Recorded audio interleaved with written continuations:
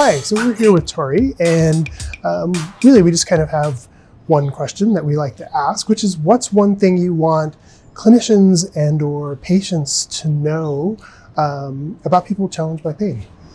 There's so many things, but I will try and pick one. I think as a clinician working over a decade in pain, and also as a clinical lead of our province for pain, I feel like validation.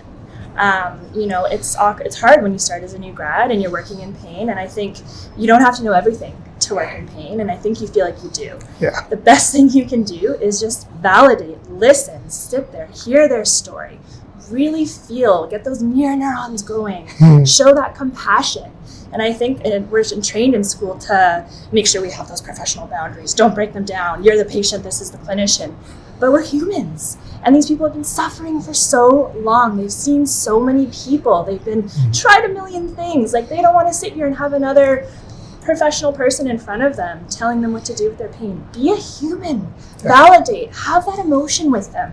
Have that conversation and have that connection. It's okay to talk about things like trauma.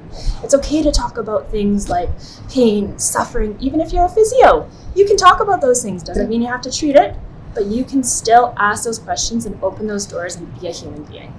Yeah, that's great. And, I was thinking of there was a talk that I went to from a patient presenting, and he said, learn to sit with someone's pain. Yes, sit right? with them. Just sit with it, Yes. right? You don't have to do anything. And you may not know what to do. Like, say, if you're new, you may not even know what to do, but just sit with it for a little bit. Sit there. And give them space and opportunity to then fill the gaps, right? So I think that's brilliant. So there's power in the pause, there's power in the space, and there's power in the connection.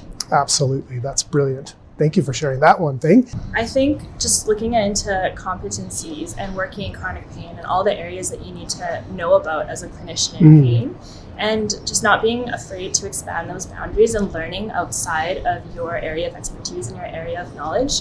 Learn about mental health, learn about substance use, learn about trauma, learn about all the aspects related to pain and how they can impact your practice. I'm not saying you're treating them as a mental health clinician, but you need to learn all those skills because pain is so complex. You can't just learn the physical side and try and treat the physical side. You really need to have that broad scope of knowledge when you're working with pain.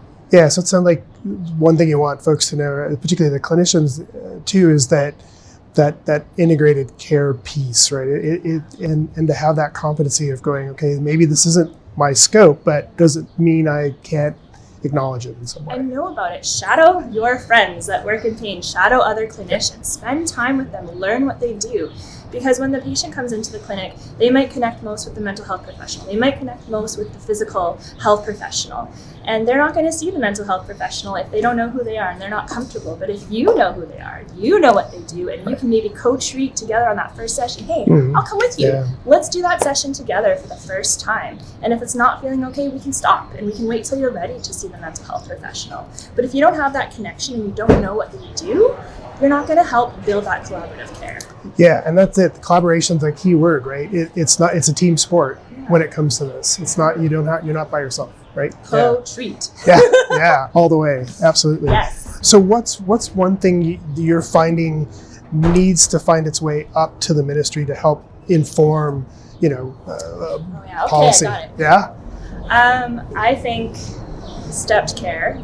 We need to build more capacity in primary care to manage pain.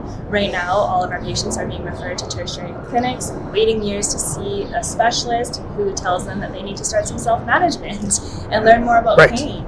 We need to build more capacity in primary care. We need to build more support, more knowledge, more education, more programs in those levels, because a lot of our patients in pain should be living in the primary care world for their treatment. They don't all need to be going to tertiary care centers. So we need to get that gap filled a little bit more so that we are actually referring the right person to the right clinician at the right time for the care that they need. Yeah. Do you find that physiotherapists can play a role in that primary care space? Yes. Yes. Yeah. So in BC, we're having a lot more primary care networks forming, which is where you have a physician and then an allied health team along with them in this care network. And I think physios have a huge opportunity to play a role in navigation, education, bringing the team together, helping that patient really understand their pain from all perspectives. We could be doing that role. Yeah. Some clinics, the people are doing that role already, which is fantastic. But interesting, I've talked to a few physios and they're starting these primary care roles and they're like, I didn't learn about this in school.